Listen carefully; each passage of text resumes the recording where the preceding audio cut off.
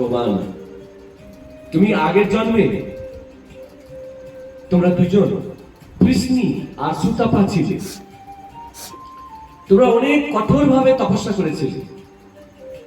কৃষ্ণী সুতার রূপে নিয়ে তপস্যা করেছিল, এজন্য তোমাকে আশীর্বাদ দিয়েছিলাম যে আমি তোমার পুত্র রূপে জন্মগ্রহণ করব।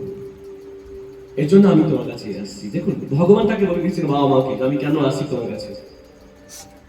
বুঝলেন প্রভু, আপনি যে আসছেন তো কনসুলি দেখে নাই আপনি ছোট্ট শিশুর ধারণ করুন না, তাহলে আমাদের অভিলাষা পূর্ণ হবে।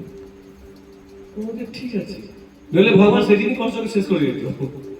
কিন্তু বলে যে যা বাবা মা বলছে, আর বাবা মা একটা অভিলাষা যে আমি তো আমার জন্য নয়, আমি ভক্তের জন্য। আর ভক্তের অভিলাষা হয়েছে যে আমাকে ওর কোলে নেবে, আমাকে আদর করবে। নইলে ভগবান ইচ্ছা করলেই তো কনসু মারা যাবে।